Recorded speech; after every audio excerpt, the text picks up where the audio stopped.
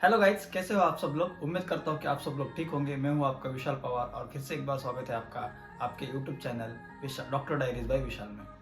तो आज हम एक सब्जेक्ट जो सबसे महत्वपूर्ण सब्जेक्ट है, हर बार मुझे सब लोग पूछते हैं। बहुत से बच्चों की मतलब इंक्वायरी आती है इस रिगार्डिंग की सर भैया बेस्ट टाइम कब होता है, हम एडमिशन प्रोसेस कब चालू करें। अभी 10 दिन बाकी है नीट के लिए, 5 दिन बाकी है नीट के लिए। कुछ एक महीने से भी पूछ रहे थे कि रशिया में अगर एडमिशन लेना है या अब्रॉड में एडमिशन लेना है तो हम कब एडमिशन प्रोसेस चालू करनी चाहिए, कब अच्छा रहता है। अभी नीट हो जाएगी तो रिजल्ट लगने तक रुके, या बहुत से बच्चे क्या करते हैं कि नीट हो जाती है, ठीक है, और नीट हो जाने के बाद रिजल्ट लगने का इंतज़ार करते हैं। रिजल्ट लगने के बाद फिर काउंसलिंग वगैरह सब होने के बाद अगर वहाँ पे एडमिशन नहीं मिला तो फिर अब्रॉड का ऑप्शन चूज करते हैं। तो इसमें क्या होता है कि देखो, बच्चों में ऐसे क्वेश्चन आते कि कौन सा ठीक रहता है। नीट से पहले ही हम बहुत से काउंसलर बताए नीट से पहले करो, बहुत से काउंसलर बताते नीट हो जाने के बाद तुरंत करो, बहुत से बताते काउंसलिंग होने दो फिर देखेंगे, बहुत से। और इसमें बहुत से कुछ मतलब मिसगाइडेंस की वजह से बहुत से बच्चों की जो प्रॉब्लम से बहुत होती है कि अच्छा कॉलेज नहीं मिला, सीट नहीं मिली वगैरह वगैरह वगैरह। तो आज हम इसी पे डिस्कशन करने वाले हैं कि बेस्ट टाइम कब है, तो हम कब चालू करना चाहिए। तो आज जैसे कि आज 28 अप्रैल है, मतलब मैं 28 अप्रैल का वीडियो शूट कर रहा हूँ, तो मतलब लगभग 6-7 दिन बाकी है अभी नीट के लिए, ठीक है।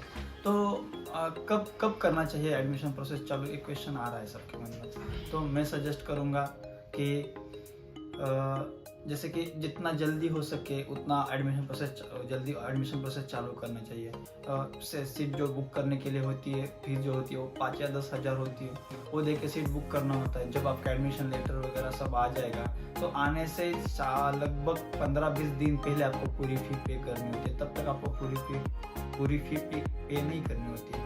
और बहुत से ऐसे काउंसलर है जो कि अगर तुम आपका जो जैसे कि मतलब बच्चों के मन में ये सवाल आएगा कि ठीक है अभी नीट बाकी है, अभी तक तो हमने नीट दिया भी नहीं है, तो अगर आज हम सीट बुक करें तो इससे फ़ायदा क्या होगा। क्योंकि अगर हमारा बहुत से बच्चे डिस्क्वालीफाई होते हैं, बहुत से बच्चों का इंडिया में नंबर लगता है, कोई प्राइवेट में लेता है, तो ये सब हुआ तो फिर हम क्या करें।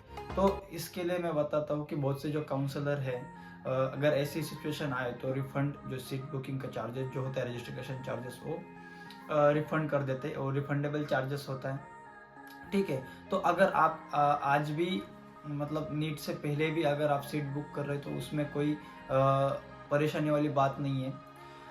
अभी देखो, बहुत से बच्चे आज सीट बुक करेंगे या 7 दिन बाकी है अभी नीट के लिए, तो मैं सजेस्ट करूँगा कि ठीक है आज बुक करोगे तो भी कोई टेंशन नहीं है, या 7 दिन में आप एक एग्ज़ाम आता है, एक सॉल्यूशन आता है हमारे एग्ज़ाम का, मतलब जो आंसर की आती है उससे आप चेक करो, और 7 दिन के बाद पेपर वगैरह चेक करके मार्क कितने आते हैं कुछ नहीं, ये सब इस हिसाब से आप तय कर सकते हो कि आपका कहाँ हो रहा है, ठीक है। और सीट बुक कर लीजिए, क्योंकि देखो आजकल बहुत लोग अब्रॉड में आ रहे हैं स्टडी के लिए, और मैं सजेस्ट करूँगा कि रशिया सबसे सेफेस्ट कंट्री है। बहुत से बच्चे पूछते हैं कैसी कंट्री, सबसे सेफेस्ट कंट्री अगर कौन सी है इंडियन स्टूडेंट्स के लिए तो वो रशिया है। तो अब्रॉड चूज़ करते समय मैं आपको प्रेफर करूँगा कि आप रशिया चूज़ करें, ठीक है। तो आते हैं मेन मुद्दे पे कि जैसे ही एग्ज़ाम हो जाए, नीट एग्ज़ाम हो जाए, आप एग्ज़ाम पेपर चेक करने के बाद आप एडमिशन प्रोसेस चालू कर सकते हैं। आज भी आपकी एडमिशन प्रोसेस चालू कर सकते हैं। इससे क्या होगा कि अभी लड़के पूछेंगे कि एडमिशन तो मिलने ही वाला है, तो क्यों इतना 5,000 अपने अटक के रखे, कोई देता है नहीं देता है। तो सबसे मेन बात यह है कि देखो, जब तक एडमिशन प्रोसेस इंडिया की ख़त्म होती है तो ऐसा होता है कि जो मेन अच्छी यूनिवर्सिटी है उसके सीट्स फुल हो जाते हैं, और एडमिशन यहाँ पे ऐसा नहीं होता कि मेरिट पे या कुछ, यहाँ पे जो पहले एडमिशन लेगा उसकी सीट फिक्स हो जाती है, ठीक है। तो बहुत बार ऐसा हो जाता है कि आपका जो ड्रीम यूनिवर्सिटी है रशिया का, जिस पे आपने कि ये लेनी है, ये करना है, यहाँ जाना है, ये सोचा है, वहाँ पर आपका एडमिशन नहीं मिलता, और काउंसलर जो कंसल्टेंट होते हैं वो लास्ट टाइम पर आपको दूसरी यूनिवर्सिटी में भेज देते हैं, ठीक है।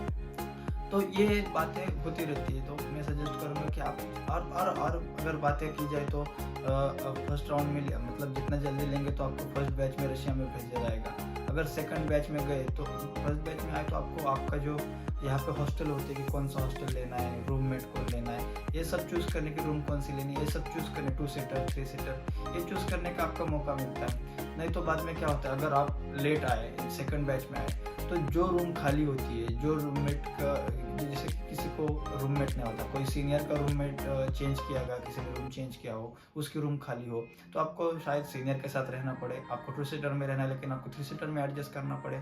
आपको आपके दोस्त के साथ रहना है लेकिन उसके साथ रूम ना मिले, आप दोनों अलग अलग रूम में चले जाओ, अलग अलग फ्लोर पे चले जाओ, ऐसे बातें होती रहती है। तो आप जितना जल्दी एडमिशन प्रोसेस स्टार्ट करोगे उतना जल्दी उतना अच्छा आपके लिए होगा। तो क्योंकि क्या होता है कि अगर जूनियर सीनियर रहना पड़े तो उनका अलग शेड्यूल होता है, आपको फर्स्ट ईयर में अलग शेड्यूल होता है, वो सेकंड ईयर है या थर्ड ईयर है, उनका अलग शेड्यूल होता है। तो इसके वजह से दिक्कतें आ सकती है। कुछ बच्चों को नहीं भी आती क्योंकि वो उनके साथ एडजस्ट कर लेते हैं या उनके साथ अपना शेड्यूल बैठा लेते हैं।